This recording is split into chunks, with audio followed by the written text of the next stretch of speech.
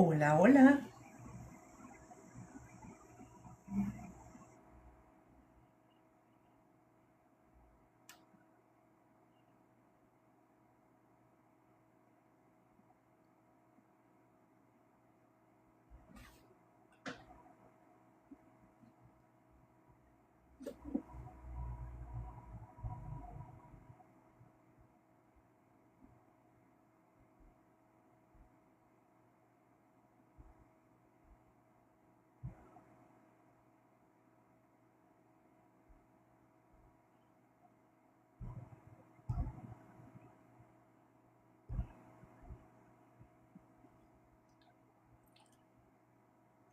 Hola, hola. Bienvenidos nuevamente aquí a un nuevo día aquí con nuestro book club que comenzamos hoy con este libro que se lo puse ahí en el carrito anaranjado para que vean de qué se trata. Bienvenidos. Estamos hablando de guerra contra todos los puertorriqueños. Hoy tendremos una... Hola, hola, buenas tardes, Lucy. Lucy, no te he podido enviar tu libro, sorry. Gracias, mi amor. Escúchame, no te lo he podido enviar porque mi marido ha estado súper ajorado en el trabajo y hoy está desde la casa trabajando, así que te prometo que mañana sale tu libro porque estoy loca que te llegue. Así que, sorry, cariño. Por favor, vamos a darle tap tap, como siempre les pido, vamos a compartir. Hoy es un día, miren gente, que yo estoy súper emocionada, de verdad que sí, porque es diferente. Siempre en mi book club yo les doy la oportunidad a ustedes para que escojan cuál es el libro que vamos a leer. Gracias, Tita, mi amor. Bienvenida. Buenas tardes, cariño. No tengo los espejuelos, pero como vi que él quiere, me los pongo ya mismo. Eh, pues este libro, les voy a hacer el cuento. Sí, como les estaba diciendo, siempre los pongo para que ustedes escojan cuál es el libro que vamos a leer, pero como, como les digo, tengo que reconocer que este libro a mí me impresionó mucho cuando yo lo leí la primera vez en el 2015. Gracias, Lucy, por entenderme, pero sabes que yo no puedo, yo no voy al correo, así que es mi marido quien me hace la diligencia y él, pues ya tú sabes, está trabajando, pero ya mañana seguro sale, de verdad que sí, está ya puesto ahí para que salga mañana. Pues, como les estaba diciendo, este libro para mí me llamó mucho la atención. En el 2015, cuando lo leí por primera vez, yo, wow, este libro de verdad que lo debería leer todo el mundo, no solo los puertorriqueños, sino cualquier persona que sea de la cultura latinoamericana. Porque la realidad es que cualquier latinoamericano puede leer este libro y se puede sentir identificado. A mí me llamó tanto y tanto la atención, entonces cuando salió, ay, gracias por el quiéreme, Cris. Sorry que no los esté saludando todavía, veo el quiéreme, pero es que no todos los espejuelos me los pongo ya mismo, que los estaba limpiando y estoy esperando que se sequen un poquito, porque los eché en el agua. Pues cuando yo vi, les voy a ser honesta, cuando yo vi a Bad Bunny caminando, ay, gracias, Lucy, qué lindo. Cuando yo vi a Bad Bunny caminando por las calles de Nueva York, que los paparazzi lo retrataron con este libro en la mano, yo dije, no, lo que viene en ese próximo disco tiene que ser de cultura. Y no me equivoqué, lo que pasa es que pues, gracias, Chris. No quise leerlo en el momento porque siempre les quiero dar la oportunidad a ustedes de que escojan el libro. Pero luego vi que salió en español, editado mejor, o sea, con algunas correcciones que hubo que hacerles, porque en cuanto a la historia, y cuando salió yo dije, wow, yo quiero leer este libro. Me encantaría leerlo porque me parece que todo puertorriqueño debe leer, escuchar esto, porque esto no lo aprendimos en la escuela. De verdad, esto no lo aprendimos. Así que nada, vamos a ver. Quiero que ustedes me digan luego que lo empiece a leer. Si les va gustando, si no les va gustando, pues miren, cortamos.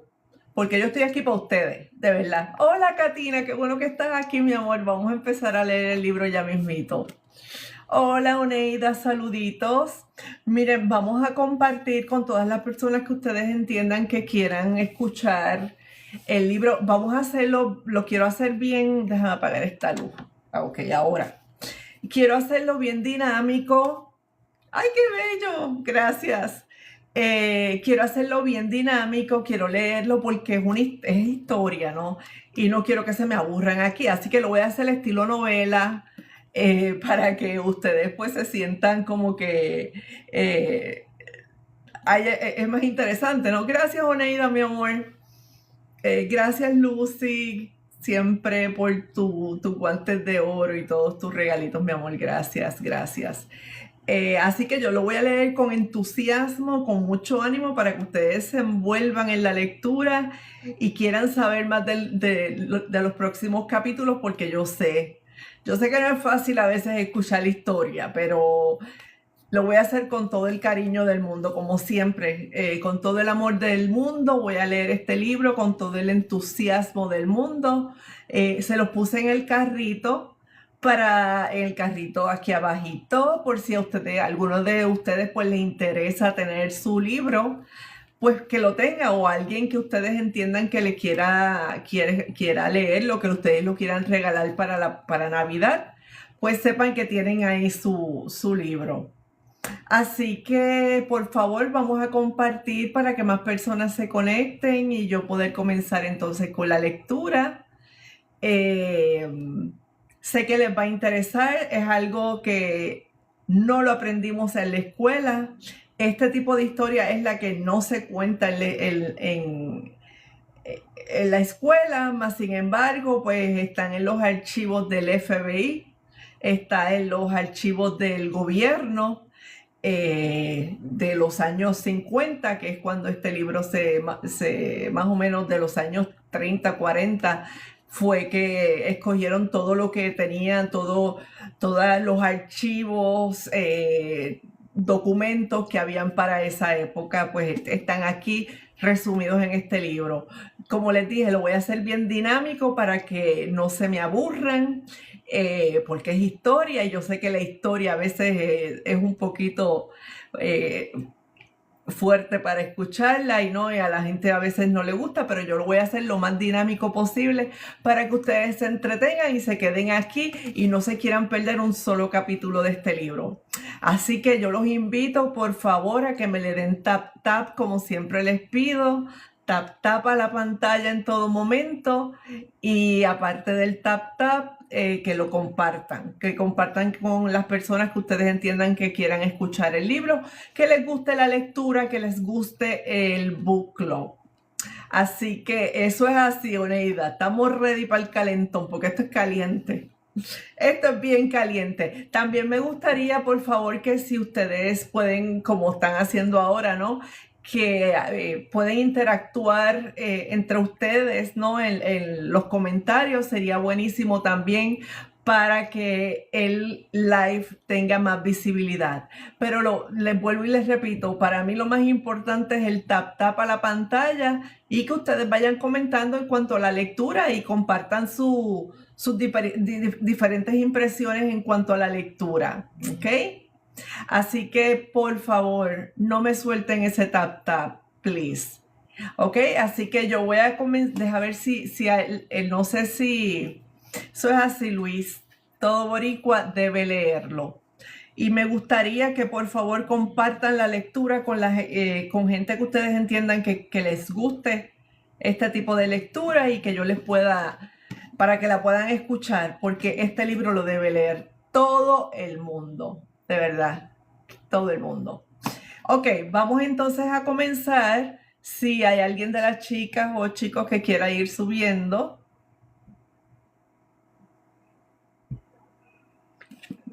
para yo entonces, si no, pues me dejan saber, ustedes, los moderadores, pues ya me dejan saber.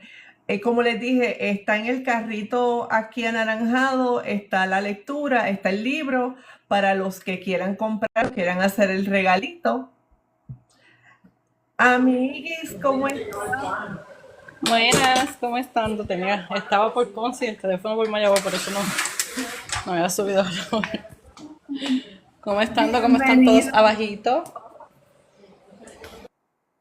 Saluden aquí a la tita, que la tita ya ustedes saben que ya está aquí conmigo, siempre ayudándome con todos ustedes. Así que ya saben, pueden ir comentando abajo, pueden ir entre ustedes interactuando. No me quiten el dedito del tap tap.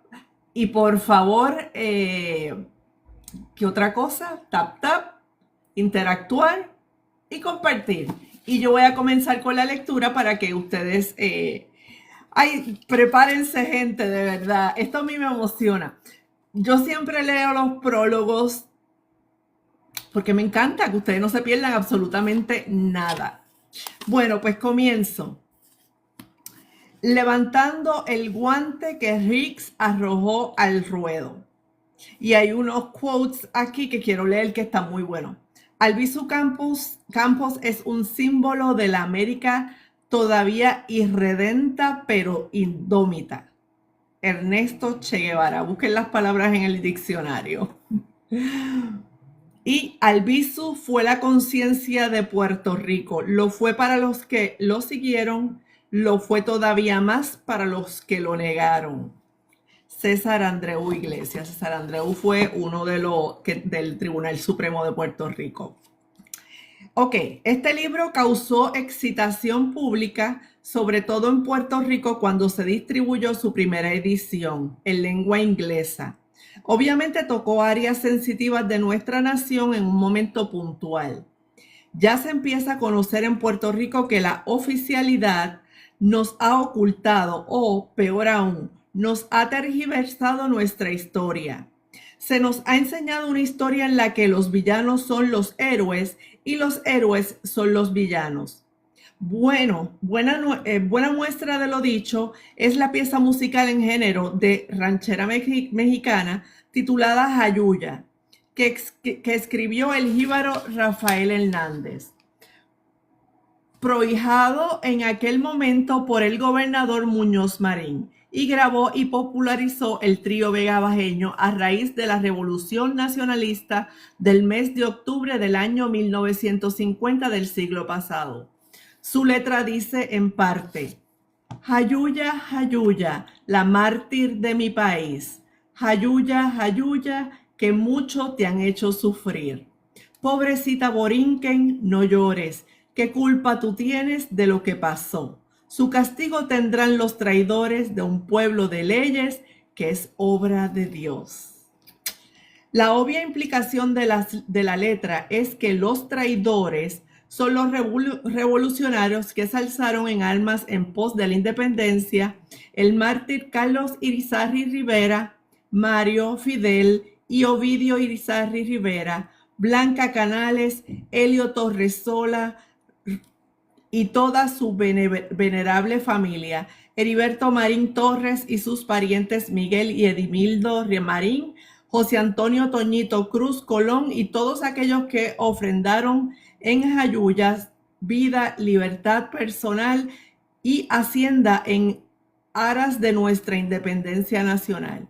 Los héroes son quienes mataron en combate a Carlitos Irizarry Rivera, la aviación de la Guardia Nacional Aérea de Puerto Rico, que ametralló al vecino pueblo de Utuado, los que privaron de sus propiedades y encarcelaron al resto de los combatientes nacionalistas y a sus familiares. Los héroes son los villanos y los villanos son los héroes. La traidora era Blanca Canales, el héroe Luis Muñoz Marín. La colonia de Puerto Rico, militarmente invadida y ocupada, era un pueblo de leyes que es obra de Dios. Los ejemplos de trastrueques de esta índole abundan en nuestra historia colonial desde la llegada de las carabelas que trajeron a América los invasores de la península ibérica. Sin embargo, baste con este botón como muestra. Don Pedro Albizu Campos tuvo muy clara esta realidad. Dijo al respecto, quote, no basta sembrar las escuelas por doquier. La escuela lo mismo puede servir para construir que para destruir. Hay que buscar el propósito que se persigue con la enseñanza. La educación no puede ser un instrumento de dominación. La educación debe formar hombres informados en un criterio patriótico y no siervos del régimen imperante.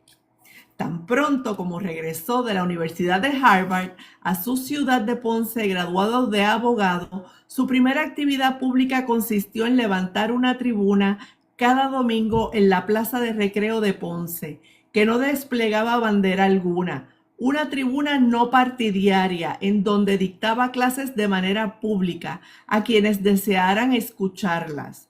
Desde aquella cátedra, don Pedro ponía los puntos sobre las íes, como dice el refrán, sobre nuestra correcta historia nacional, deliberadamente distorsionada por el invasor que desde su llegada al país se incautó de nuestro sistema educativo. Así me lo narraron varias personas que vivieron la experiencia de aquella cátedra pública, entre ellos don Víctor Bonó Rodríguez, quien se desempeñaba como secretario profesional del bufete de abogados de don Pedro en Ponce. Igualmente me lo relató el músico, compositor, arreglista musical y director de orquesta ponceño Ramón Moncho Ucera Vives, quien al momento de vivir dicha experiencia contaba con alrededor de 17 años de edad. La rectificación de nuestra historia nacional la han continuado hasta hoy muchas de las figuras más respetables de nuestra intelectualidad y nuestro patriotismo. Contra viento y marea, incluso el riesgo de la persecución gubernamental y la acusación criminal. Uno de los muchos méritos de este libro de Nelson Denis es que proviene de nuestra diáspora, de nuestra dispersión o diseminación poblacional por el mundo, esencialmente por Estados Unidos de Norteamérica. Nelson nació de una boricua oriunda de la ciudad de Caguas, trabajadora en una fábrica de correas en Nueva York, Sara Rabasa, y de un cubano manejador de un elevador también en la ciudad de Nueva York, Antonio Denis Jordán. Cursó sus estudios de bachillerato en la Universidad de Harvard y prosiguió estudios hasta hacerse abogado en la Escuela de Derecho de la también prestigiosa Universidad de Yale. Es un hombre polifacético. Además fue periodista, editorialista para el diario La Prensa y es guionista cinematográfico que ha escrito alrededor de una docena de guiones para películas. Dedicó 4 años de intenso estudio a este apasionante tema, objeto del libro, que en aras de la veracidad tiene como apoyo una vasta bibliografía, fundamentada además en documentos secretos ya desclasificados, fruto de la persecución por el FBI incluso contra Luis Muñoz Marín, durante todo el tiempo que se autoproclamaba independentista. Compendia el arduo trabajo no solo de muchos de los estudiosos de nuestra historia del siglo pasado, sino también del presente siglo y una multiplicidad de documentos.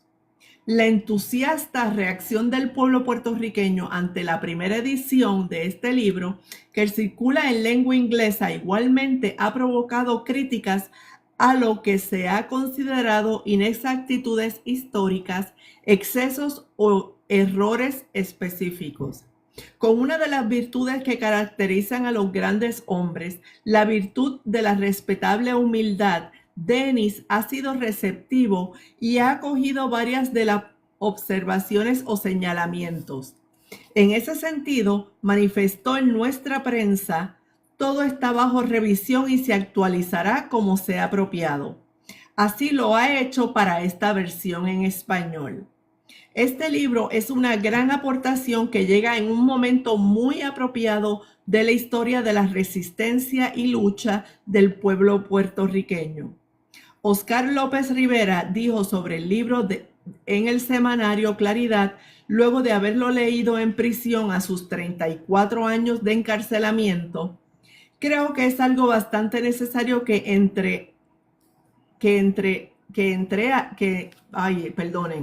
Creo que es algo bastante necesario que entre al pueblo puertorriqueño. Vale la pena leerlo. Que haya una buena lectura. Perdón, que me llegó. Espérense un momento que me llegó algo. The Green Screen Access suspend. Your Green Access. ¿Qué? Me están suspendiendo por un día. ¿Por qué? ¿Qué es esto? Suspend for one day. No puedo creerlo. ¿Qué está pasando aquí? ¿Qué dice? ¿Qué? Que me están suspendiendo como... ¿Ahí dónde está? Espérate un momento, es que no entiendo esto. Decision is fair. No, ahí dónde está, but the decision is to strict. Ok. Estoy aquí apelándolo. Sticker access suspend. Your access to sticker is suspend for one day due to repeated violation of community guidelines. Your current sticker cannot be edited. Un sticker. Ah, es un sticker. No, es un sticker que me están, no entiendo. Saca el carrito. Pero no no, es que lo puedes hacer TikTok Shop con Tita arriba. Oh, espérate, déjame ver. Exacto, Mayra, mami, no puede hacer TikTok Shop con Tita arriba. No puede hacer, porque si tienes panelista, no puede hacer TikTok Shop. Oh, ok. Ay, pues gracias, Isle. Dale, mi amor, a la orden. Me bajo. Gracias. Ok, estoy dejando quitarlo de aquí. Ok. Ay, gracias. Me asusté. Déjame quitar esto. Lo saqué. Ya no se ve. Ya no se ve, Tita. El libro. Es que yo no veo el carrito. Tiene que ser una de las nenas. Sigue ahí. Ok, voy.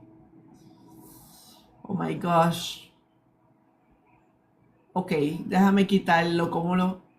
Tita, ¿te puedo bajar un momento y vuelves y subes para quitar esto? Sí, mi amor, como quiera ahorita yo tengo una visita, como quiera me tenía que bajar. No problema, sí, lo puedes hacer sin mí. Ah, pues está bien, pues gracias, chicas. Pero déjalo ahí para que la gente vaya y le dé, mira, gente, vaya al carrito, vaya y compra la historia de Puerto Rico. Gracias, Tita. Pero después, Bueno. el jueves te espero arriba, ¿ok? ¡Ay! ¡Qué susto! Bueno, pues podemos seguir entonces, perdón. Perdonen, ay Dios mío, es que yo soy como que un poquito, no sé mucho de esto, pero sigo. Ok. Les voy a leer lo que dijo durante el encarcelamiento, lo que les estaba leyendo sobre el encarcelamiento de Oscar López Rivera, lo que dijo sobre el libro en ese momento. Creo que es algo bastante necesario que entre al pueblo puertorriqueño. Vale la pena leerlo, que haya una buena lectura del libro, especialmente si la juventud lo lee. Creo principalmente que se debe motivar a la juventud a que lo lea. Guerra contra todos los puertorriqueños, revolución y terror en la colonia americana le hace una minuciosa radiografía a la claudicación de Luis Muñoz Marín, a la independencia de su patria y a sus impúdicas razones para hacerlo. Al mismo tiempo, resalta el valor y sacrificio de don Pedro Albizu Campos y sus discípulos, el Partido Nacionalista de Puerto Rico, que opusieron un valladar de sangre al plan de transculturación que, como ya es ampliamente conocido, traían las fuerzas de la invasión, con la complicidad renegada de varios hijos del país, en la que históricamente destaca Luis Muñoz Marín, quien le había dicho al país a través del periódico El Mundo el 25 de junio del 1936 en un manifiesto público, y cito: tal sistema autonómico puede ser excelente en su forma y siempre peligrosísimo en su fondo. Pudiera ser que el jefe ejecutivo no estuviera sujeto al veto del presidente del Congreso de Estados Unidos. Concebiblemente pudiera ser que los problemas de Puerto Rico pudieran resolverse sin cortapisas por parte de una constitución hecha para otro pueblo y otro clima y otros problemas y, por lo tanto, irrelevante en Puerto Rico.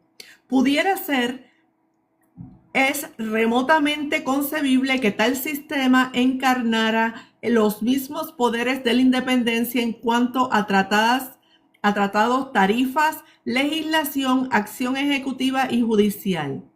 Pero lo que no puede ser bajo la Constitución de Estados Unidos es que estos poderes se reconocieran irrevocablemente a perpetuidad.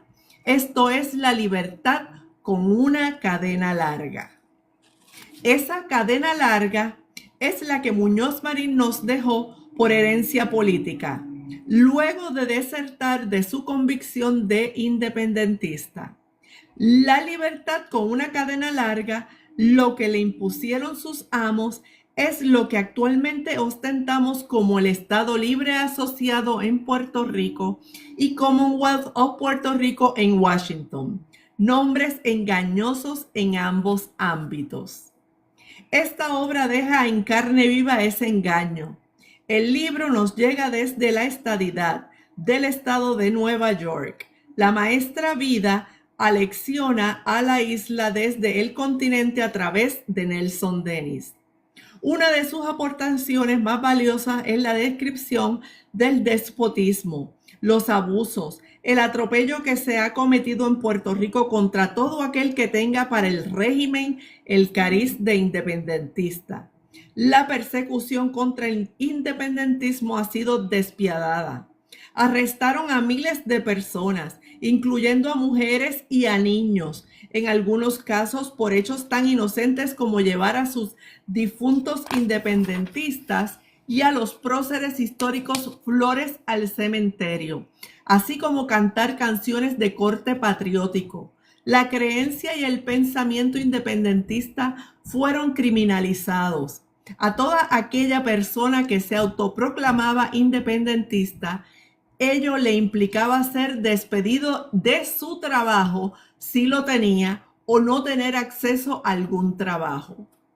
Implementaron estrategias de guerra sucia con el propósito de indisponer y disociar al liderato independentista mediante cartas y llamadas telefónicas anónimas, falsas confidencias y espurios boletines y pancartas.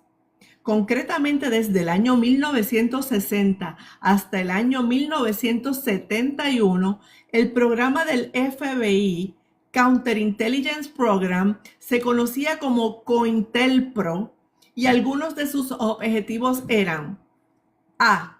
Desestabilización y discordia. B. Crear dudas sobre la conveniencia de pertenecer al movimiento independentista. Y C. Provocar deserciones del movimiento independentista. Nuestra bandera nacional era un exhibit incriminatorio que se presentaba en los procesos judiciales penales. De acuerdo a la oficialidad gubernamental, el mero hecho de tenerla o portarla era por sí solo prueba de que quien la tenía era miembro o simpatizante del Partido Nacionalista y por ende delincuente. Nuestros símbolos nacionales eran objeto de burlas. A manera de ejemplo, se decía que nuestra cultura nacional era una cultura de bacalaíto frito. A nuestra bandera nacional se le llamaba la bandera nacionalista o la tuerta, dado el hecho de que tiene una sola estrella. Ello provocó como reacción que se comenzara a llamar a la bandera estadounidense la pecosa, toda vez que entonces tenía 48 estrellas. Interceptaban la correspondencia, el telégrafo, la radiofonía y las llamadas telefónicas. Obstaculizaban los programas radiales, amenazando a los dueños de las emisoras de radio con no renovarles las licencias, que todavía hoy se expiden en Washington. Introducían agentes, confidentes o informantes en las organizaciones de todo carácter de las que formaban parte independentistas. Se burlaban de nuestras hermanas repúblicas hispanas, de las cuales los independentistas siempre hemos querido formar parte, llamándolas republiquitas muertas de hambre. Llenaron toda nuestra geografía, incluyendo a las islas municipio de Culebra y Vieques, de bases de todas las ramas de sus fuerzas armadas. Expulsaron arbitrariamente de la naciente ONU a nuestros observadores oficiales con carnet, logro que se había alcanzado en su origen en San Francisco, California, tan pronto como nuestros observadores se quejaron de todas estas besanías. Fue tal la magnitud de la crueldad del FBI que cuando don Pedro Albizu estaba preso en Atlanta y su esposa peruana, doña Laura Meneses del Carpio, residía en Perú junto a sus hijos con muchas privaciones económicas, don José Rivera Sotomayor hizo una colecta en Puerto Rico para ayudarlos a sobrellevar la carga económica. Con el fruto de los donativos recolectados, obtuvo un giro de correo por la suma de $100 y se lo envió a doña Laura a Perú, acompañado de una tierna carta. La oficialidad gubernamental, concretamente el FBI, lo interceptó en el correo cuando ya tenía el matasellos impreso y al día de hoy todavía reposan en archivos persecutorios la carta y el giro que envió a Perú. Así lo relata el informe de la Comisión de Derechos Civiles de Puerto Rico, publicado en la revista del Colegio de Abogados, volumen 52, número 1, de enero a marzo del 1991. Segunda parte en la página 192. El piadoso giro y la tierna carta jamás llegaron a su destino. En Puerto Rico, estos recurrentes ultrajes se mantuvieron ocultos a los ojos del mundo tras nuestra cortina de agua salada que conforman el Caribe y el Atlántico.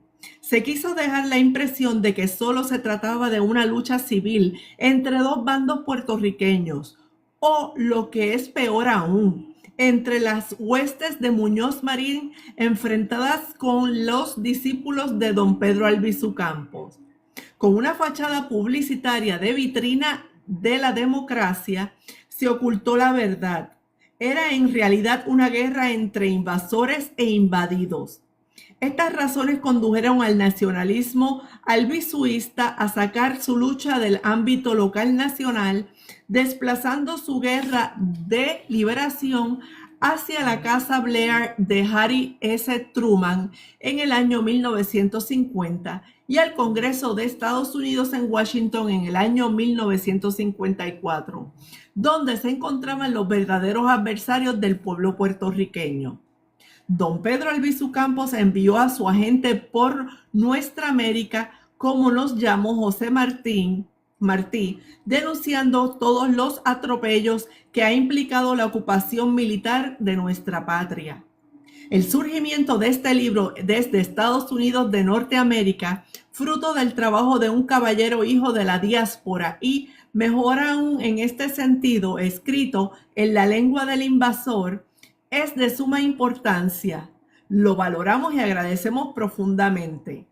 Denis compendia de manera muy acertada las luchas de la parte más heroica del pueblo puertorriqueño por mantener su clara identidad nacional y su empeño por conquistar la soberanía política que ya Puerto Rico se ha ganado con creces. Todos los puertorriqueños, los de aquí y los de allá, deben leer este libro, especialmente la juventud. Es lo menos que se debe exigir de un sistema de enseñanza que eduque para la libertad y no para la resignación, el sometimiento y la subordinación y el vasallaje. Muñoz Marín y Albizu Campos fueron ciertamente las dos figuras políticas antagónicas más emblemáticas del siglo XX en Puerto Rico, a partir de la década del 1930 hasta el momento de sus respectivos fallecimientos. En ese sentido, fueron hombres simbólicos, Albizu Campos de valor y sacrificio y Muñoz Marín de sumisión y entrega.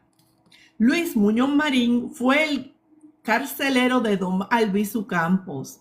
La vulnerabilidad de su errática conducta personal lo mantuvo cautivo al servicio incondicional y bajo las órdenes inmediatas de quien verdaderamente manda en nuestra patria militarmente invadida y ocupada, el gobierno y las Fuerzas Armadas de Estados Unidos de Norteamérica. En tanto, don Pedro Albizu Campos, preso la mayor parte de su vida de adulto, es un símbolo de puertorriqueñidad en lucha por conquistar su independencia. La visión y la praxis política de ambas figuras antagónicas, sus herencias en el combate y el que se entrega, son clásicos en la historia de todo pueblo ocupado, desde la Siria meridional de nuestro Señor Jesucristo hasta nuestros días en estos primeros 15 años del siglo XXI. Don Pedro lo expresó del siguiente modo: el nacionalismo es la patria organizada para el rescate de su soberanía. E igualmente afirmó: se equivoca el imperio en pensar que el futuro de Puerto Rico se va a decidir en una urna electoral yanqui, con un pueblo sobornado con oro yanqui y con colegios electorales guardados por macanas, carabinas y automáticas yanquis. Gracias, Nelson Denis, por colocar nuevamente sobre la mesa de discusión de Estados Unidos de Norteamérica y ahora sobre la de Puerto Rico y toda la América que se comunica en español, las tribulaciones, desdichas y abusos sufridos en la lucha de resistencia de esta nación, de este archipiélago caribeño, símbolo de la América todavía irredenta pero indómita, como lo expresó sobre el maestro, sobre el último libertador de América ante la Asamblea General de la ONU, el guerrillero heroico Che Guevara. José Enrique Ayoroa Santaliz, Navidad del año 2015. Ese es el prólogo. Ay, ¿qué les parece? Sigo. Habrá una guerra a muerte contra todos los puertorriqueños. Eso fue dicho por Francis Riggs, jefe de policía de la policía de Puerto Rico.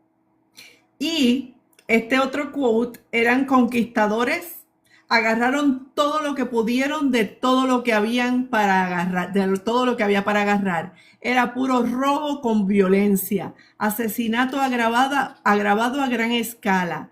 La conquista de la tierra, que casi siempre quiere decir quitarle todo a aquellos que tienen un tono de piel distinto o las narices más planas que las nuestras. No es nada de bonito cuando lo miras bien.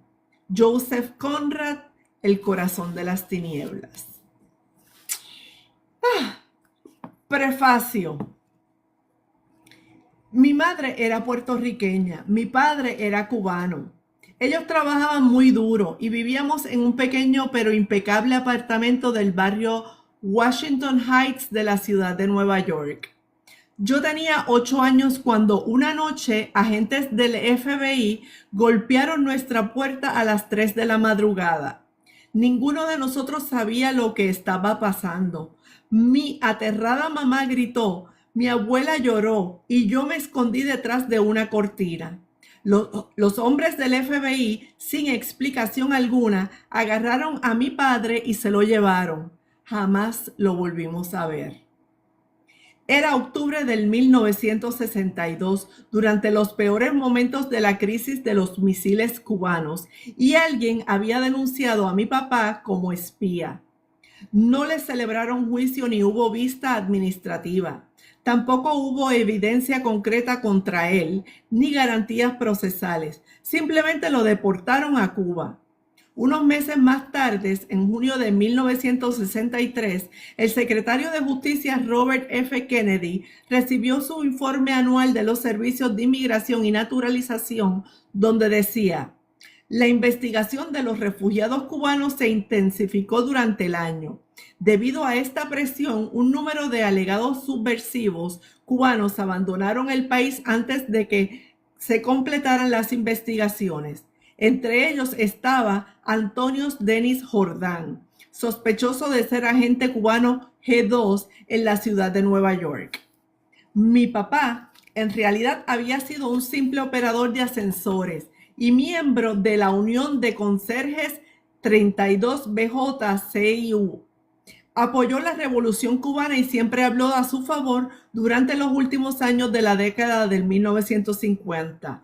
Era asiduo lector de Bohemia, una revista cubana de izquierda, y me llegó a mostrar la edición especial de 3 volúmenes publicada en febrero del 1959 llamada Edición de la Libertad, con sus espantosas fotos de cuerpos masacrados por mandato del dictador cubano Fulgencio Batista. Mi padre sí fue un patriota cubano, pero nunca fue espía de nada. Esto no le importó a Estados Unidos, que nunca lo dejó regresar. Mi madre me tuvo que criar sola, trabajando en las fábricas de correas, pero por $50 a la semana. Y yo juré hacerme abogado para que nadie pudiera volver a tumbar la puerta de mi casa a golpes y destrozar a mi familia otra vez. Como estudiante de la Universidad de Harvard, noté algo muy extraño en la biblioteca Whitner. Contenía 57 millas de anaqueles y 3 millones de libros, pero en el catálogo del 1973 no había ni un solo libro sobre don Pedro Albizu Campos, la figura principal de la historia política de Puerto Rico. Yo respondí a esta situación con mi propia escolaridad. Realicé un estudio sobre la fraudulenta Constitución de Puerto Rico que se convirtió en el artículo de portada del Harvard Political Review del 1977. Durante los subsiguientes 40 años he seguido investigando la vida y muerte de Albizu Campos. Visité a mis parientes en Puerto Rico docenas de veces, particularmente los de Caguas, donde me ayudaron a conocer personalmente a miembros del Partido Nacionalista de Puerto Rico, una organización política profundamente comprometida con la independencia de Puerto Rico. Algunos de estos nacionalistas habían cumplido condena con Albizu en la Penitenciaría Federal de Atlanta. Otros estuvieron encarcelados con él en La Princesa, la cárcel de San Juan. Algunos habían sido torturados en Aguadilla.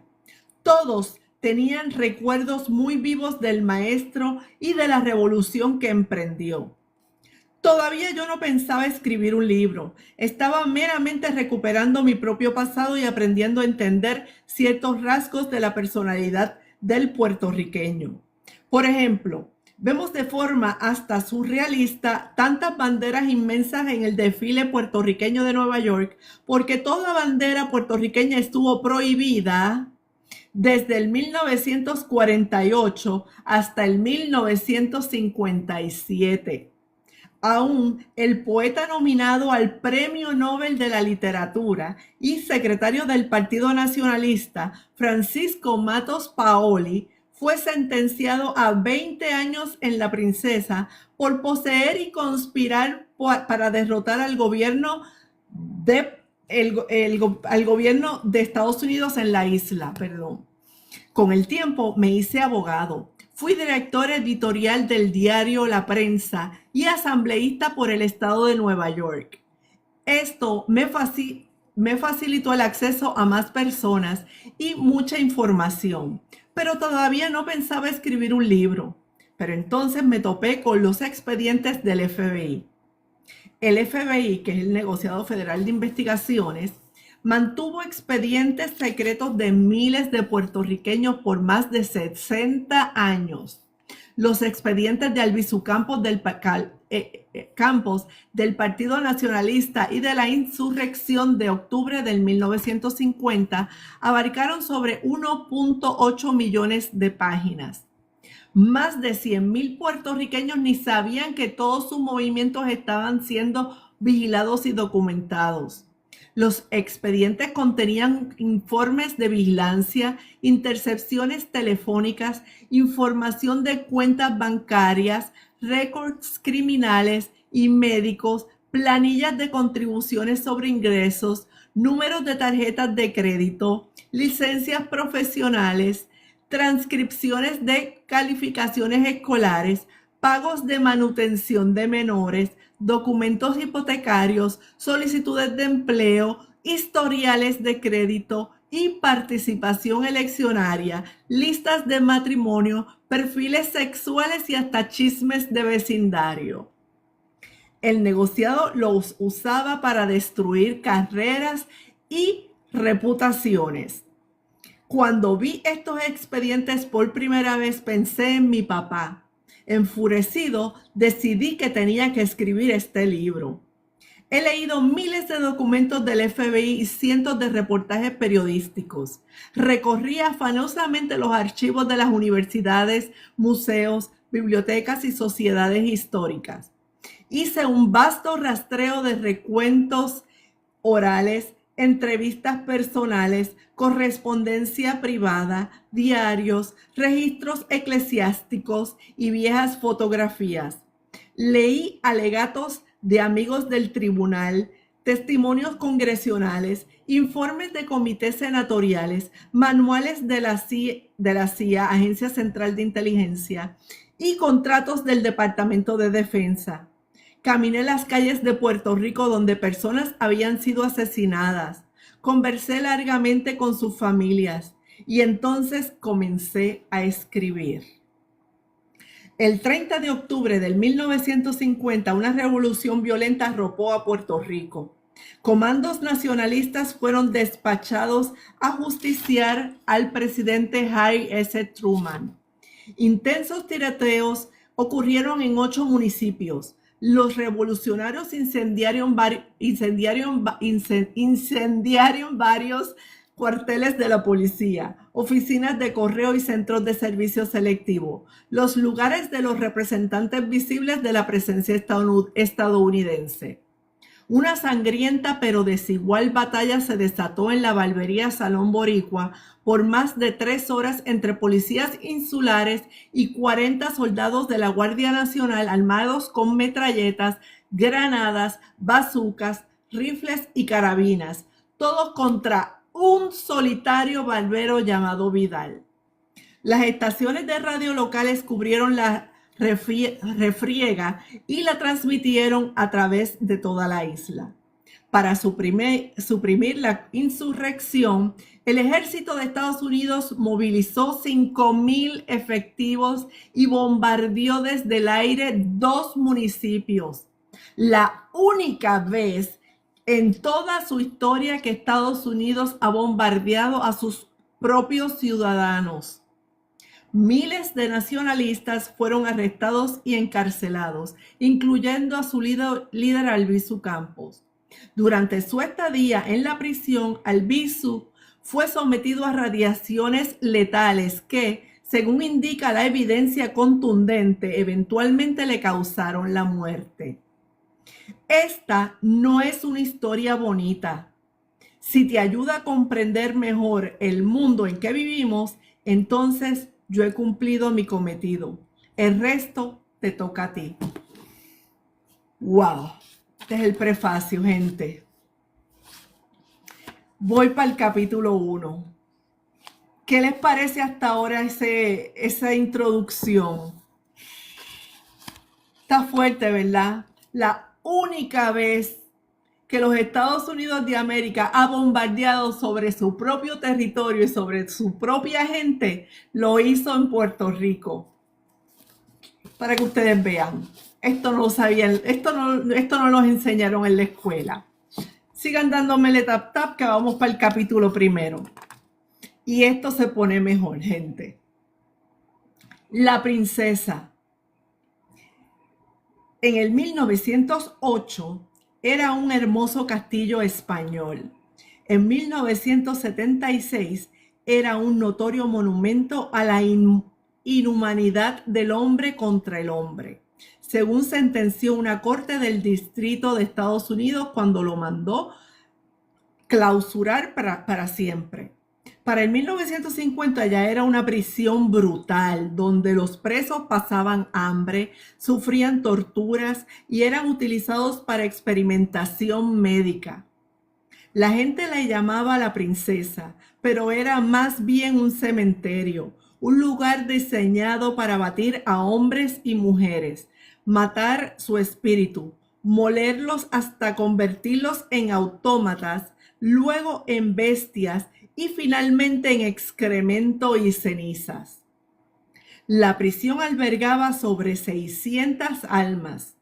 Por lo menos 50 de ellas estaban ciegas, paralíticas, mancas, jorobadas o enfermas con elefantiasis.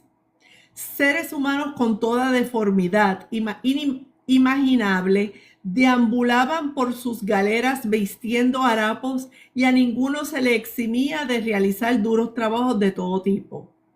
Por afuera lucía como una pintoresca misión religiosa española, madera y mampostería de ladrillos rojos y ventanales con marcos pintados de blanco.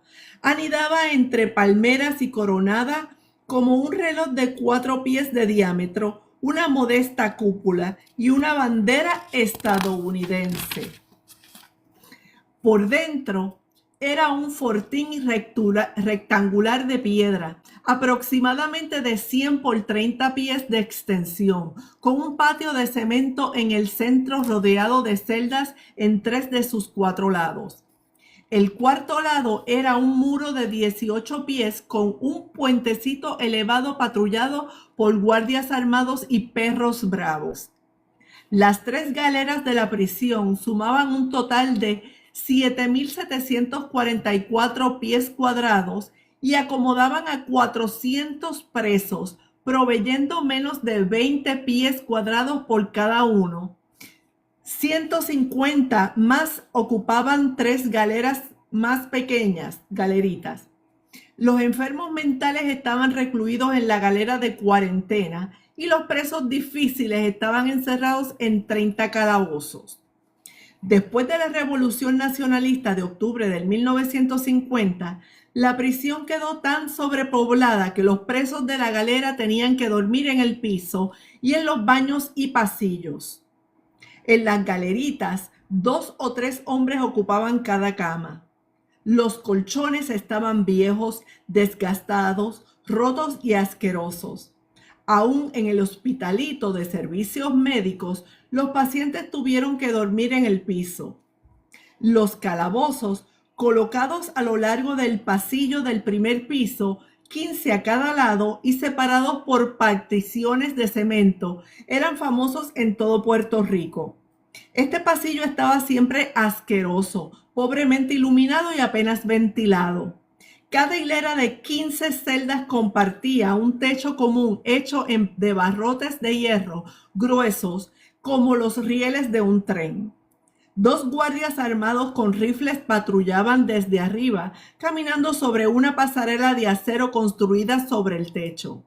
Se encontraban en el centro de la pasarela y daban media vuelta para regresar, cada cual a su extremo. Desde ese punto de mira podían observar al ocupante de cada calabozo y apuntarle con rifle si era necesario. Había un prisionero en cada calabozo, con un latón para agua y un cubo para sus excrementos. Eso era todo. No había lavamanos ni inodoro. No había cama ni colchón, ni cobijas ni mobiliario de ninguna clase. Los presos dormían en el piso y después de hacer sus necesidades en los cubos, los cubrían con sus camisas para combatir la peste y los escarabajos que se cebaban del excremento. El poco aire y luz penetraba por entre los barrotes del techo, 12 pies por encima de las cabezas de los presos. Un olor nauseabundo permeaba toda el área, emanando de los cubos inmundos que vaciaban solo una vez cada 24 horas. ¡Oh! Temprano en la mañana, 2 prisioneros tristones y 4 guardias armados iban de celda en celda. Los presos entraban, sacaban los cubos y los vaciaban en un barril que cargaban sobre sus hombros, sujetado con 2 tablones de madera. La peste a mierda y a orín era sofocante. A veces, si les daba la gana, los guardias les traían la comida a los presos al mismo tiempo que vaciaban los malolientes cubos. El desayuno era pobre y sencillo. Una taza de café negro, agua de arroz y un pedazo de pan viejo. De almuerzo y cena daban solo arroz y habichuelas. Una vez en semana los presos recibían carne molida o pan frito.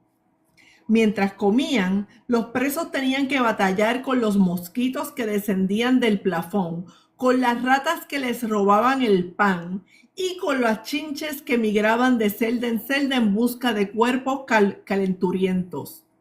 Los calabozos estaban repletos de hombres enfermos.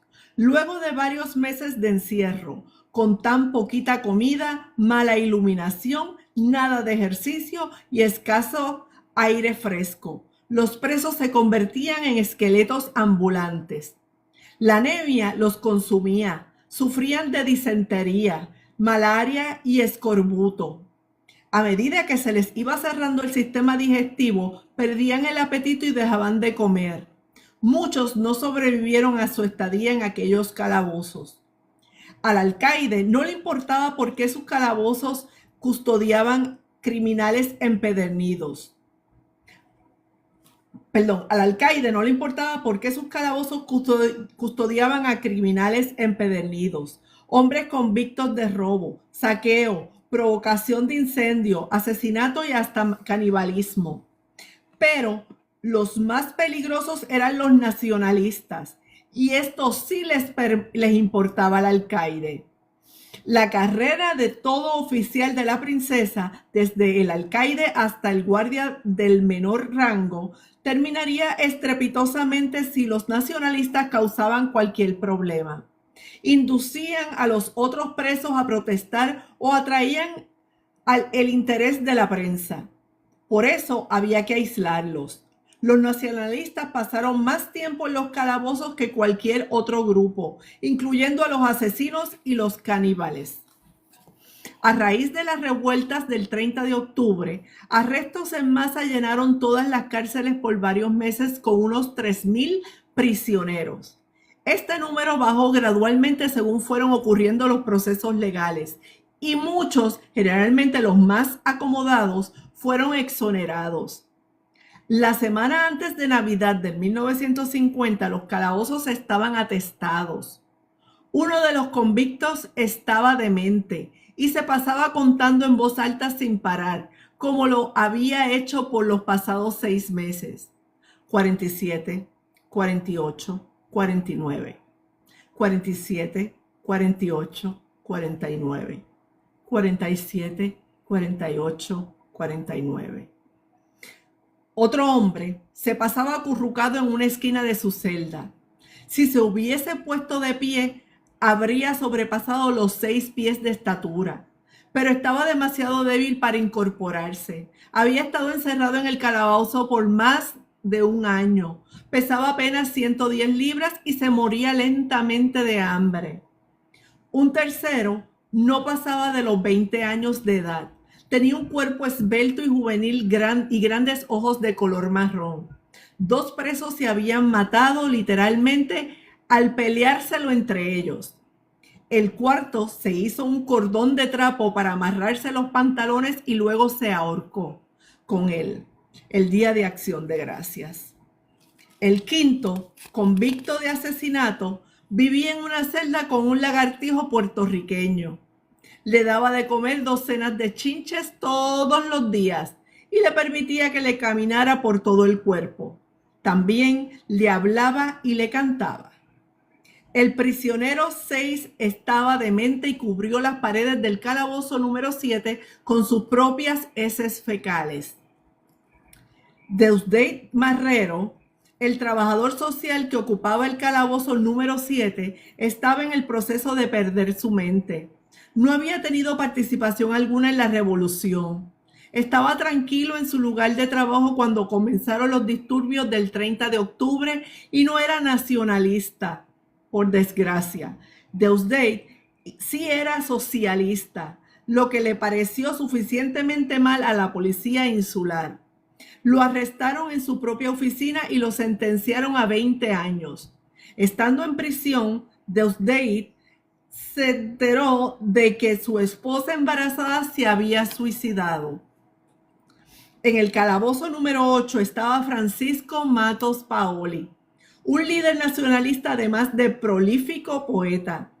Unos cuantos amigos le enviaban cigarrillos y cigarros, los cuales intercambiaba por lápices con los guardias de la prisión. Paoli escribía algo todos los días. A veces pudo pasarles en secreto uno que otro poema a sus compañeros nacionalistas. Otras veces desenrollaba un cigarro, componía un poema en el papel, volvía a enrollar el cigarro y se fumaba el poema. También escribía en el piso y en todas las paredes de su celda. Cada pie cuadrado tenía un poema escrito. El alcaide se enteró y obligó a Francisco a pintar las paredes. 2 semanas más tarde las había cubierto de poemas otra vez. Separado de todos en el calabozo número 15, había un hombre bajito de ojos muy vivos color caramelo, con la cabeza envuelta en toallas mojadas. Por varios días sus piernas se le habían estado ennegreciendo y las encías le sangraban. Tenía 59 años y estaba totalmente exhausto, pero no paraba de pasearse por la celda, siempre dando los mismos pasos para adelante y para atrás. Un interminable arrastrar de los pies entre la pared y la reja de la celda. No tenía nada de trabajo que hacer, no tenía libros para leer, ni nada con lo que escribir, de modo que solo caminaba para adelante y para atrás. 1, 2, 3, 4, 5 y vuelta. Su calabozo estaba muy cerca de la fortaleza, la mansión del gobernador en el viejo San Juan, a menos de 200 pies de distancia.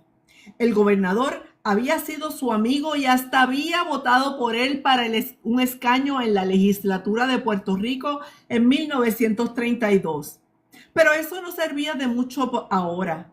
Ese mismo gobernador fue el que ordenó su arresto.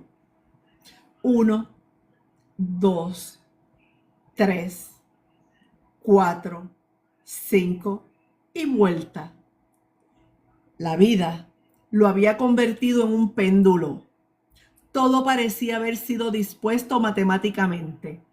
Este ir y venir dentro de su celda constituía todo su universo. No tenía otra opción. Su transformación en cadáver viviente les venía de perilla a sus captores. 1, 2, 3, 4, 5 y vuelta.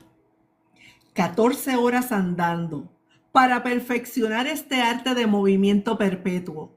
Había aprendido a mantener la cabeza agachada, las manos en la espalda, a dar pasos ni muy rápidos ni muy lentos, cada paso exactamente del mismo largo. 1, 2, 3, 4, 5 y vuelta. El calor era tan sofocante que necesitaba quitarse la ropa, pero no podía. Se envolvía la cabeza con más toallas mojadas y miraba hacia arriba cuando la sombra del guardia cubría la pared. Se sentía como un animal en el fondo de un pozo oscuro, velado por el cazador que acababa de atraparlo. 1, 2, 3, 4, 5 y vuelta. A lo lejos podía oír el mar batiendo contra las rocas del puerto de San Juan y más cerca escuchaba los alaridos de los presos dementes que gemían y aullaban en la galera de cuarentena. La lluvia tropical de cada día salpicaba sobre el techo de hierro mohoso. Una asfixiante humedad permeaba los calabozos y lo saturaba todo, mientras un feroz ejército de mosquitos lo atacaba después de cada aguacero. Un hongo verdoso crecía por cuanta grieta había en la celda, y los escarabajos marchaban en fila india sobre las grietas para llegar hasta su cubo de excrementos. El asesino empezó a gritar. El loco del calabozo 6 lanzó sus propias feces fecales por encima de la barra metálica del plafón.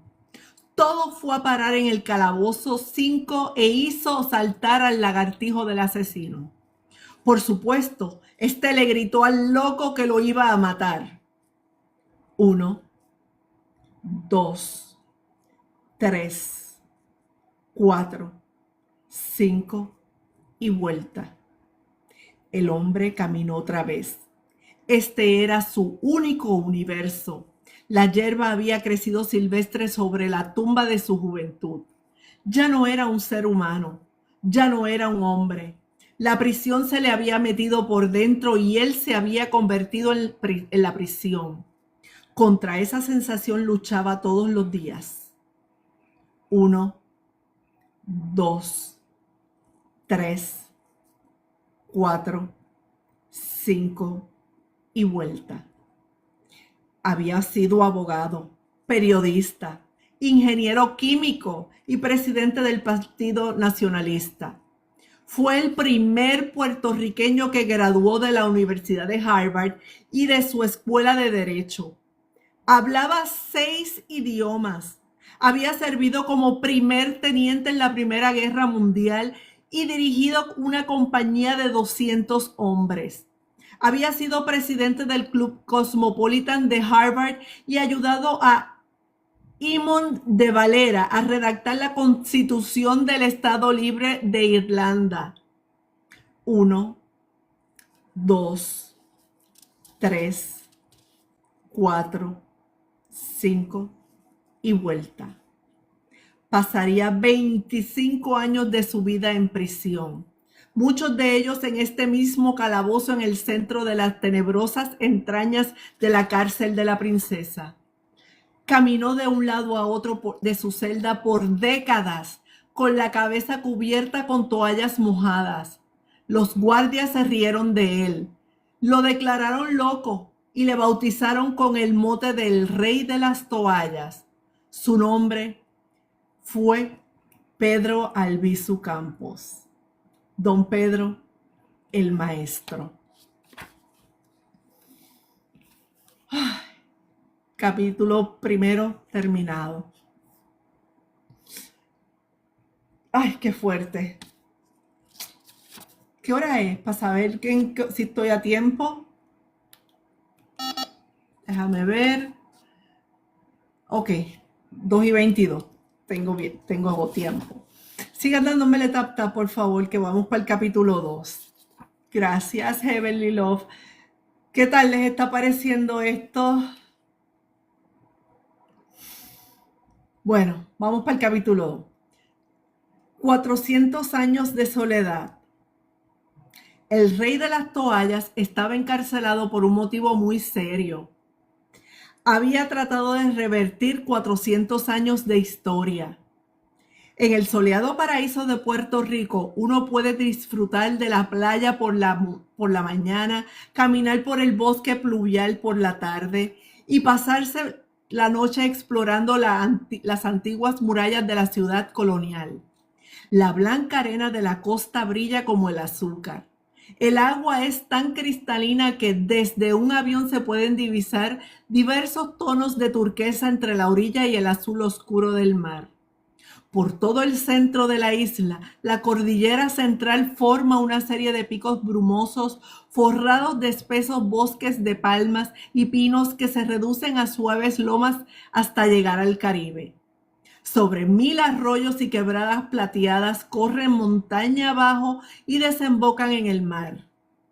El tercer río subterráneo más largo del mundo, el río Camuy, pasa por debajo de un vasto sistema de impresionantes cavernas. 10 millas de frías bóvedas de piedra caliza y 220 cuevas cubiertas de húmedas estalactitas, gigantescas estalagmitas y murallas calcáreas. El yunque es el único bosque pluvial subtropical en Estados Unidos. Repito. El yunque es el único bosque pluvial subtropical en Estados Unidos. Cubierta de nubes o enmarcado contra un intenso cielo azul cobalto, surge majestuoso con su dosel de árboles milenarios, cascadas torrenciales y charcas naturales. Sus 28,000 hectáreas nutren sobre 50 variedades de orquídeas, helechos gigantes, palmas de sierra, bosquecillos de bambú, heliconias, bromelias y 225 variedades de árboles nativos, y todos florecen en una explosión de color y belleza natural. El yunque, además, alberga lagartijos, iguanas, coquíes y 79 especies de aves que incluyen la rara cotorra verde puertorriqueña. La gente diría que raras veces son vistas fuera de la legislatura de Puerto Rico y Washington, D.C. La isla entera es de origen volcánico y su suelo es muy fértil. Está estratégicamente ubicada entre las Américas del Norte y del Sur. Es la primera masa terrestre importante que un galeón europeo encontraría tras el largo y azaroso cruce del Océano Atlántico. Por todas estas razones, al cabo de 4 siglos, Puerto Rico se convirtió en un balón militar y político. El abuso contra la isla comenzó muy temprano. En 1493, Cristóbal Colón realizó su segundo viaje al Nuevo Mundo con 17 naves, 1,200 hombres, caballos, ganado, armas de fuego y baricelas. Cuando finalmente arribó a una isla grande, esta era Puerto Rico. Los indígenas taínos le dieron una cordial bienvenida, pero cometieron un error muy grande. Le mostraron las pepitas de oro de sus ríos y le dijeron que tomara todo lo que quisiera. Naturalmente, esto provocó una intensa fiebre del oro. España bautizó la isla San Juan Bautista y luego Puerto Rico. La invadió con Biblias bordadas y esclavos africanos. Esclavizaron también a los indígenas taínos. Todo taíno mayor de 14 años tenía que producir una campanilla de halcón de oro cada 3 meses o le cortaban las manos.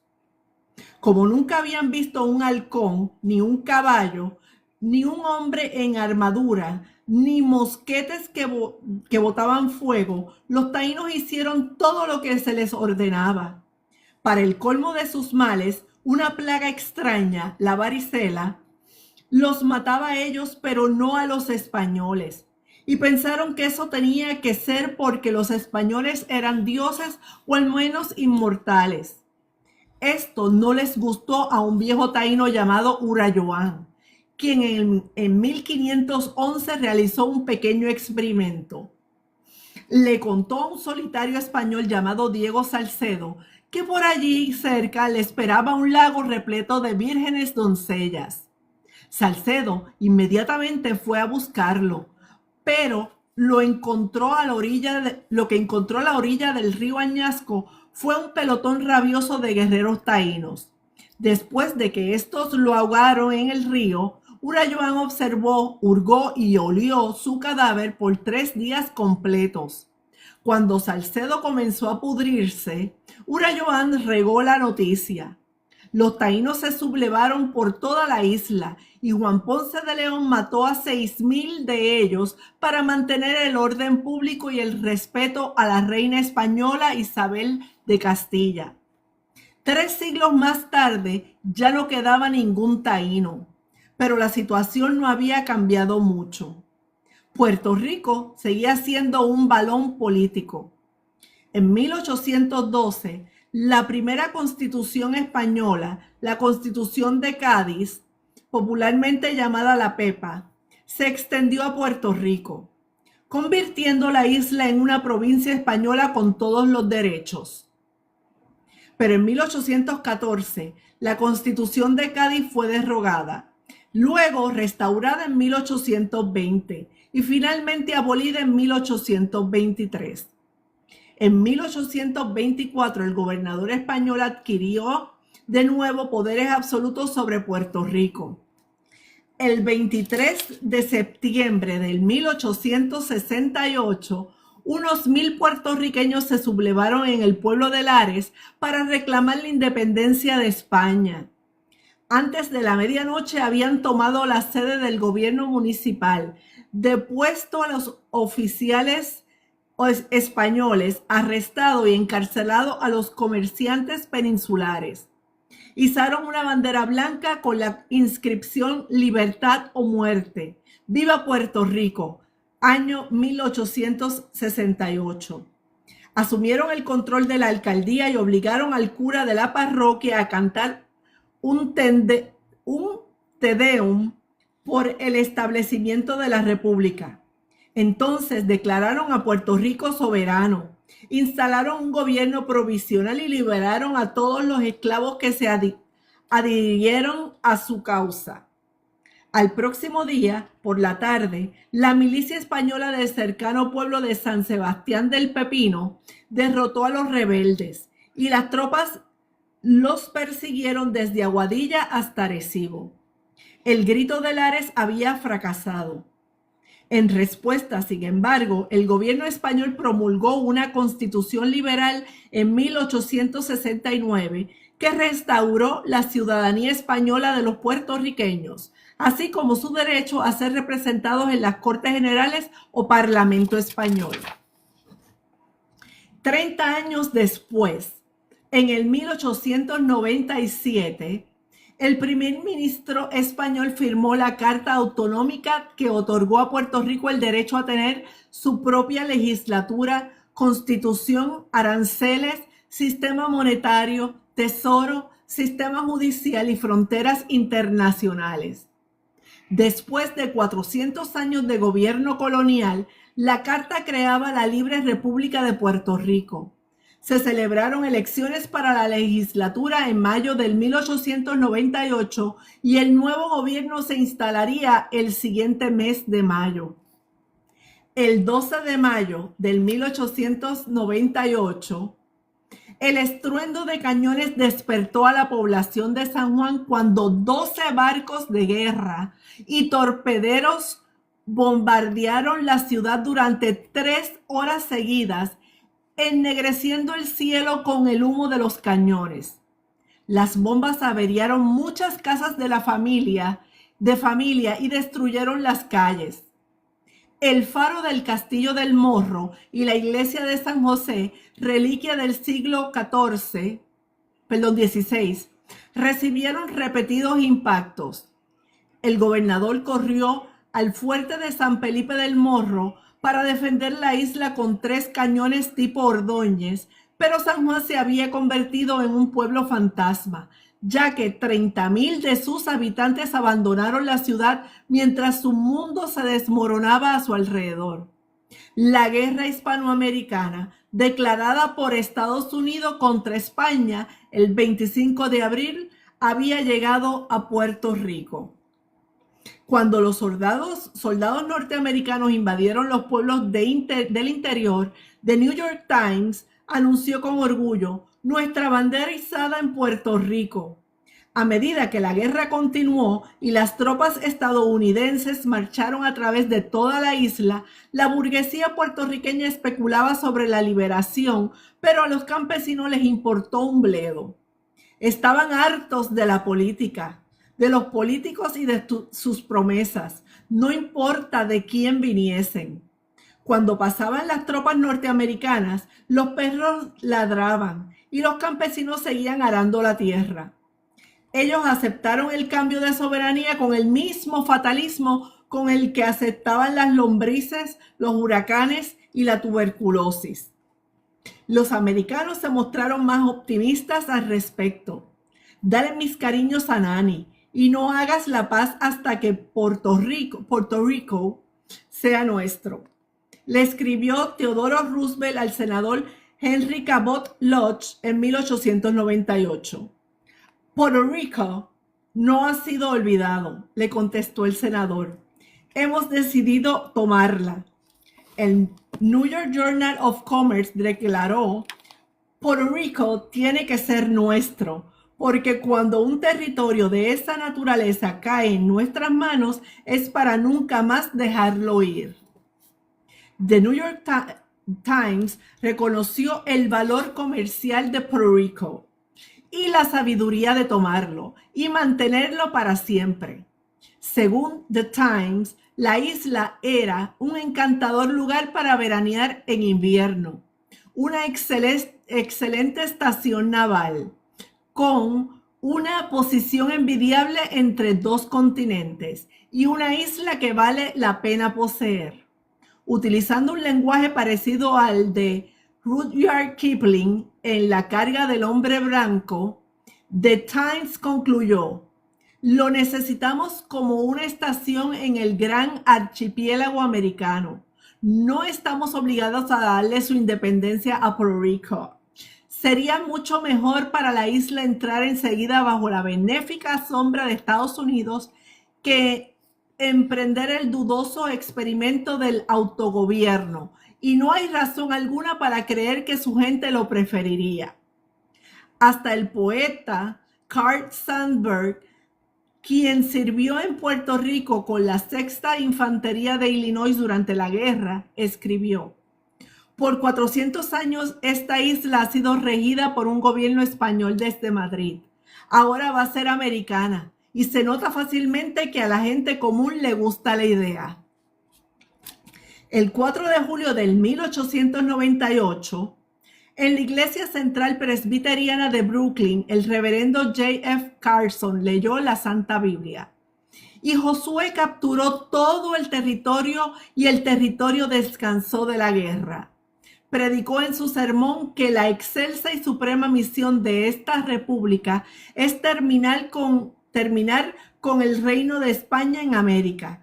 Y si para lograrlo es necesario plantar la bandera de la franja y estrella en Cuba, Puerto Rico, las Filipinas y hasta en la misma España, América lo hará.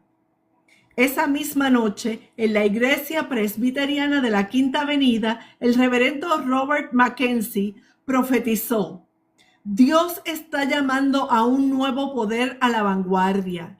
La raza de la cual esta nación es la corona está destinada a tomar su puesto como un poder mundial. El senador Albert J. Beveridge también vio un plan divino emerger. Dios ha estado preparando a los pueblos angloparlantes y teutónicos por 1000 años para nada, declaró. Él nos ha hecho expertos en gobernanza para que manejemos los gobiernos de pueblos salvajes y seniles. El 21 de julio de 1898, el gobierno de Estados Unidos publicó un comunicado de prensa que dijo: Puerto Rico será nuestro siempre. Una vez tomado, jamás será liberado. Pasará para siempre a manos de Estados Unidos. Su posesión compensará por el inmenso costo de la guerra a Estados Unidos. Nuestra bandera, una vez izada allí, flotará sobre la isla permanentemente. En el hemiciclo del Senado Federal, el senador republicano Joseph B. Foraker pronunció que Puerto Rico es radicalmente diferente a todas las personas para quienes hemos previamente legislado. No tienen experiencia que los cualifique para la gran tarea de gobernar con todos los negociados y departamentos que el pueblo de Puerto Rico necesita. En los próximos años, Puerto Rico sería atiborrado de negociados y departamentos, convirtiéndose en la base caribeña de la política de Theodore Roosevelt. Habla suavemente, pero siempre carga un mazo grande. De hecho, casi 10 años antes de la Guerra Hispanoamericana, el presidente Benjamin Harrison y el secretario de Estado James J. Blaine ya habían estado evaluando el valor potencial de la isla para una estación de abastecimiento para la Marina de Guerra y como un peldaño de entrada al mercado latinoamericano. Eugenio María de Hostos, el gran educador puertorriqueño, resumió el asunto de la siguiente manera: qué triste, avasallador y vergonzoso es ver a Puerto Rico pasar de un dueño a otro sin haber sido nunca su propio dueño, y verlo pasar de soberanía a soberanía sin haberse nunca mandado a sí mismo. Estados Unidos le hizo un cuento muy diferente a los propios puertorriqueños. El 29 de julio de 1898, 4 días después de haber desembarcado las tropas americanas, el general Nelson Appleton Miles emitió una proclama desde sus cuarteles militares en Ponce. Era el primer enunciado oficial del gobierno de Estados Unidos explicando sus planes para Puerto Rico. Y dice así: el objetivo principal de las fuerzas militares norteamericanas será derrocar la autoridad armada de España y darles a la gente de su bella isla la mayor medida de libertades consistentes con la ocupación militar. No hemos venido a hacer la guerra contra el pueblo de un país que ha sido oprimido durante siglos, sino por el contrario, a traerles protección, no solo a ustedes, pero también a su propiedad, promover su prosperidad y otorgarles a ustedes las inmunidades y bendiciones de las instituciones liberales de nuestro gobierno y darles las ventajas y bendiciones de una civilización preclara. Esta civilización preclara ya tenía una firme opinión de sus nuevos vecinos.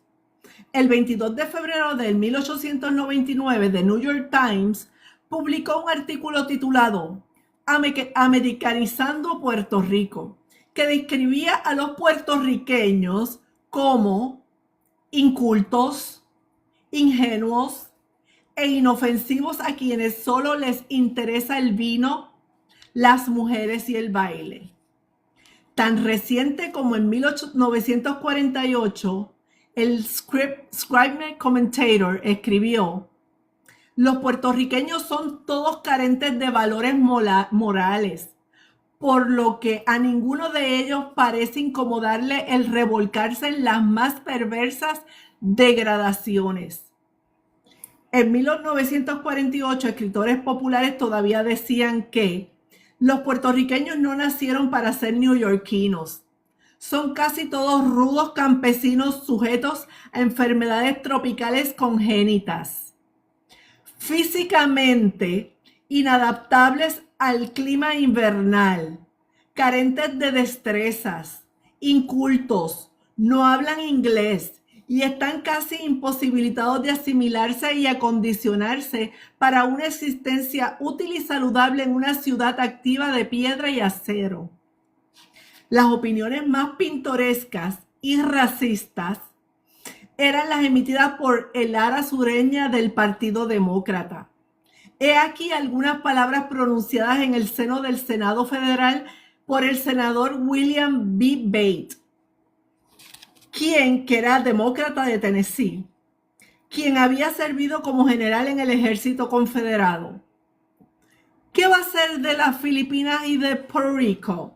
¿Se van a convertir en estados con representación aquí de esos países, de esa masa heterogénea de mestizos que componen su ciudadanía? Eso sería objetable para las personas de este país, que es como debería ser, y ellos lo detendrán antes de que ocurra. Jefferson fue un gran expansionista, pero ni su ejemplo ni su precedente provee justificación alguna para la expansión a territorios de ultramar, sobre pueblos incapaces de gobernarse a sí mismos, sobre religiones hostiles y al cristianismo, y sobre salvajes adictos a la cacería de cabezas y al canibalismo, como lo son algunos de estos isleños. La percepción nacional estaba clara. Los puertorriqueños eran ignorantes, incivilizados, inmorales y totalmente incapaces de gobernarse a sí mismos. Estados Unidos los protegería, domaría su salvajismo, administraría su propiedad y los liberaría de sus 400 años de soledad. Finalizado el capítulo 2. ¿Qué les parece? Voy a quitar el carrito para subir aquí a... Déjame quitar este carrito, a ver, espérate. Delete. Ok. Ya lo hice, ya lo pude hacer, qué bueno. Para hacer un más o menos, quiero invitar aquí a...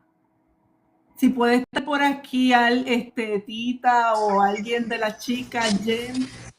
Buenas. Hola, mi amor, ¿qué te parecieron estos capítulos que leí? ¿Puedo decir una mala palabra? Ay, dila. Unos Dila. cabrones. Somos tan incultos que llegamos a la luna. Y salvajes, somos salvajes. Sí. Sí, que nos gusta bailar y beber, sí, eso sí. Nos encanta. Wow. Pero eso era lo que ellos pensaban de nosotros, pero lamentablemente para ellos no fue así. Ay, Dios mío, si Tatita por ahí para que suba. Y cuando vi esa última parte ahí se me revolcó el hígado. De verdad que sí.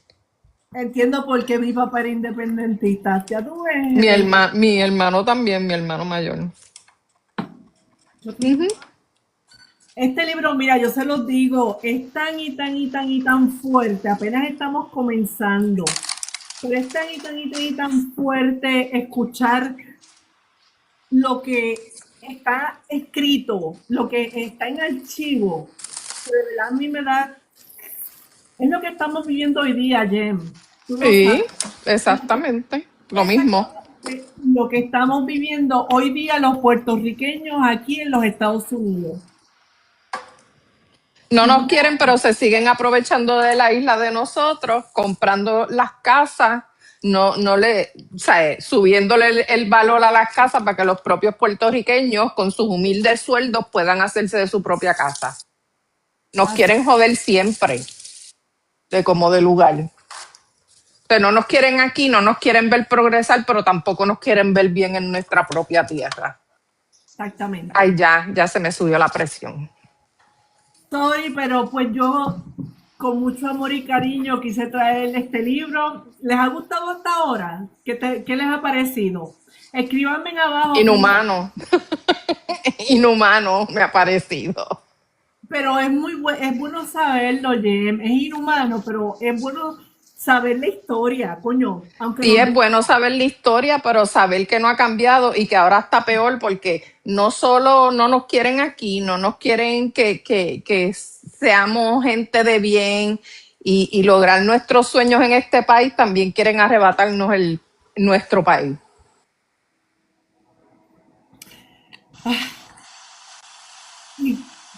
O sea, tú me vas a decir a mí, es que yo no quiero dar spoiler, de verdad que no.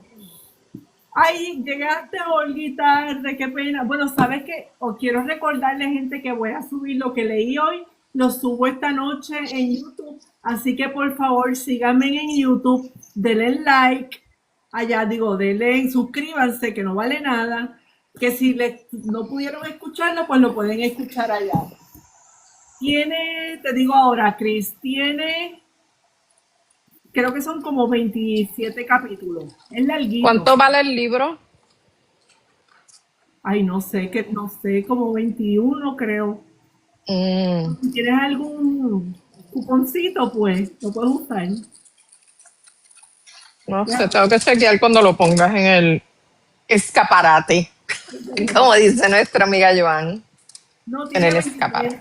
23 capítulos. 23. 22, 23, 16. Pero miren, gente, yo de verdad yo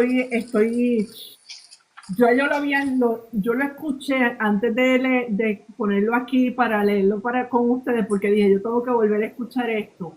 Y otra vez yo dije, no, es que hay que leerlo, la gente tiene que saber lo que no nos enseñaron en la escuela, porque es triste no saber lo que nos enseñaron.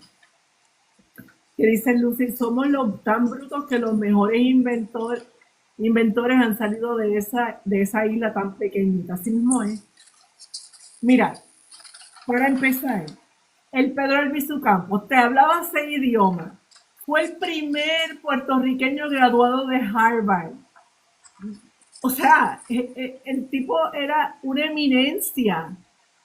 Y tú me vas a decir a mí, simplemente lo que hacía era educar en las plazas, obviamente con el fervor, enseñarle a la gente, y le iba a las plazas y comenzó en Ponce a hablar sobre historia y hablarle a la gente, educar. Y por eso, pues obviamente como educaba, ya era nacionalista y ya por eso, pues había problemas con él. Ya había Exacto. que matarlo, como lo mataron. Es horrible, by the way, les voy a enseñar la primera porque tiene fotografía. Y esto es lo más que me gusta del libro, porque esta primera fotografía no dice mucho, pero yo quiero que ustedes luego vean la fotografía más espeluznante que ustedes van a ver. Ay, Mayra, me quieres subir la presión.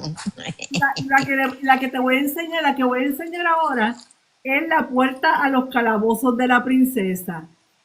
Esta foto es cortesía de Free Photo The Day, qué sé yo, la princesa Puerto Rico. Exacto, esto es como le dije, es la puerta a los calabozos de la princesa. No sé si se puede reconocer bien ahí. Sí. Échalo un poquito más para el frente, el libro. Ahí. Ahí mismo. Súbelo un poquito. Ahí. Ahí, Ah, ahora te saliste. ay, carajo, espérate, ahí. Ahí.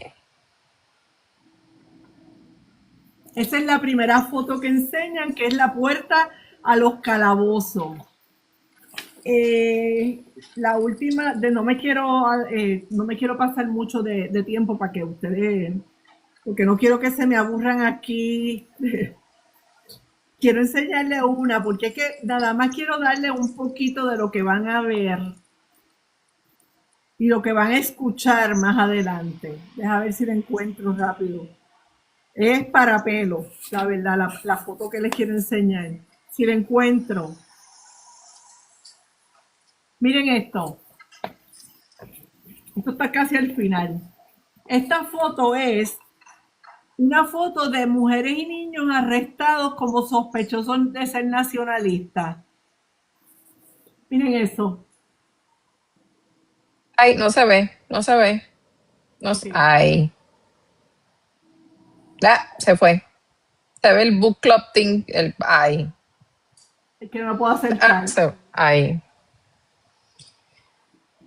Eso parece lo que está pasando ahora, ¿no? Exactamente, igualito, como si ICE estuviera aquí. Estamos volviendo al pasado. La policía de insular de Puerto Rico es ICE. Bueno, pero ya no quiero tomarle más tiempo. Agradezco a los que estuvieron aquí. Ay, mira, 55 nada más. Ay, Dios, no llegamos a los 100. Qué dolor. Que se preparen el próximo de esto para darle like y like. Sí, Que yo no pude subir porque a mí me cogió un tapón hoy porque hubo un accidente y llegué súper tarde al trabajo. diantre. Sí. Ay, Dios mío, pero nada, pues ni modo, hoy no llegamos. La primera vez, caramba, desde que hago el book club que no llegamos, creo, con la primera o la segunda vez.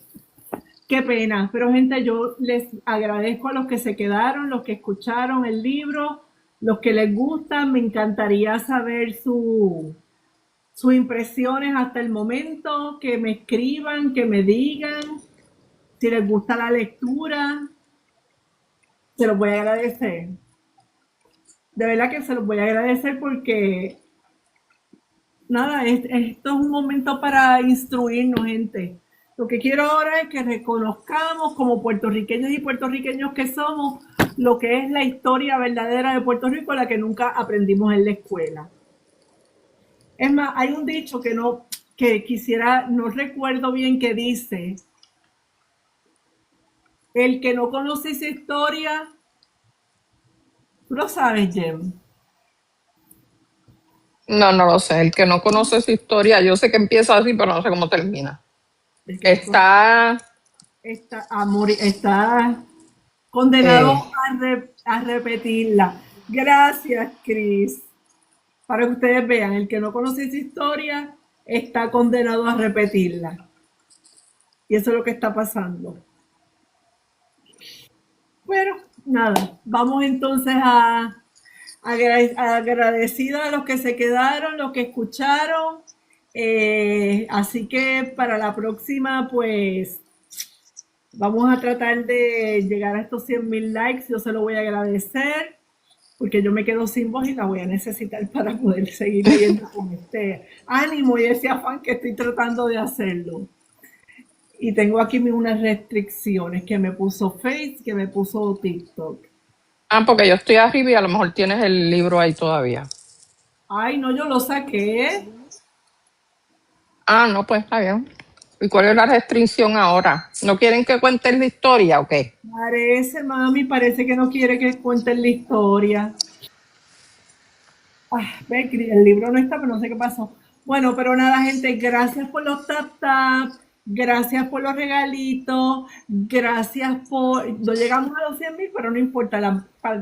Yo les ruego que para la próxima me ayuden desde el principio. Y nada, un besito. Gracias, Jen, por estar. Gracias a ti. Así que nos vemos el próximo jueves. Los veo, cuídense. Gracias. Bye, chao. Bye.